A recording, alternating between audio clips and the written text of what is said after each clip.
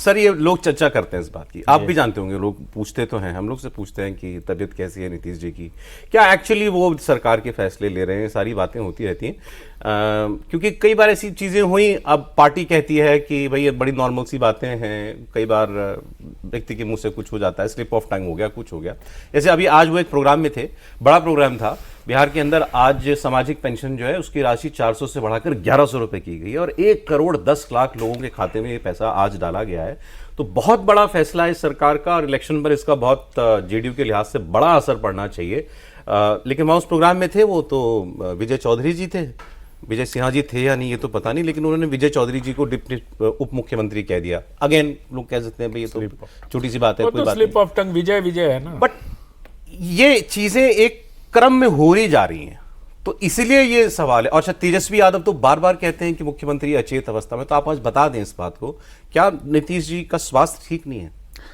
देखिए, मैं तो पिछले कई वर्षों से साथ नीतीश जी के साथ रहा हूं।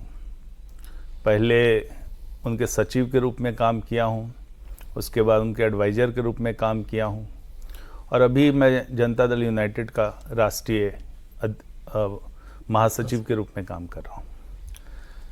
तो ये जो बातें जो है, जो इस तरह का जो अभी एक हमको लगता है कि एक परसेप्शन बनाने की कोशिश विपक्ष के द्वारा की जा रही है, और बराबर हम देख रहे हैं कि ये मीडिया में इन चीज़ों को, छोटी छोटी बातों को बहुत उछाला जाता है। तो हमने देखा है कि जो मेन मुद्दा है उससे भटका करके इन छोटी बातों में, उससे एक कहीं से स्लिप ऑफ टंग हो गया या कुछ हो गया, तो इसको बहुत हाईलाइट बार बार चलाने की कोशिश होती है। ये देखिए बहुत सीरियस मामला है कि जब आप मेन मुद्दे को छोड़ करके जो उन्होंने काम किया है, जो नीतियां उनकी रही है, और जिस तरह का काम उन्होंने पिछले 20 वर्षों में किया है, और जिस तरह का काम फैसले अभी ले रहे हैं। अभी आपने चर्चा की कि भाई जो पेंशन है उसकी राशि 400 से बढ़ा के 1100 रुपये कर दी गई है। अब बताइए, एक बहुत बड़ा फैसला है। फाइनेंशियली देखा जाए 1,10,00,000 लोगों के लिए ये फैसला 2.5 गुना करीब पेंशन की राशि बढ़ना एक बहुत बड़ा, बहुत बड़ा कंप्लीट बड़ा फैसला है, और इसका काफी फाइनेंशियल इम्प्लीकेशन। बट सवाल ये कि ये फैसला कौन ले रहा है? मैं फिर उसी पे आ रहा हूँ। यही तो बात मैं कह रहा हूँ। जो व्यक्ति बिहार को 20 सालों से चला रहा है, उसके पहले केंद्र में अटल बिहारी जी के प्रधानमंत्रित्व काल में उस समय रेल मंत्री थे और विभिन्न प्रकार के मंत्रालयों में थे। इतना जो काम 50 साल का जिसको अनुभव है, बिहार को 20 साल तक चलाना आसान काम नहीं है। बिहार जितना सामाजिक रूप से और राजनीतिक रूप से जितना कॉम्प्लिकेटेड है, उसको इस तरह से चला पाना, इतने सधे अंदाज में चला पाना और बिहार को एक विकास के पथ पे ले जाना कोई साधारण राजनेता का काम नहीं है। आप कह रहे नीतीश जी मेरी बात कंप्लीट करने दीजिए।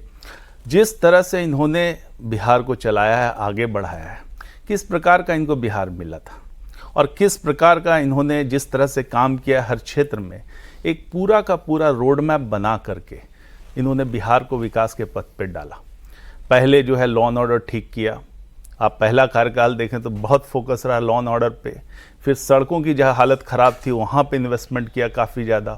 फिर बिजली की स्थिति जो बिहार में बहुत खस्ता हाल बिजली थी, क्या बिजली आती थी, हम लोग तो बस लालटेन में पड़े हुए लोग हैं।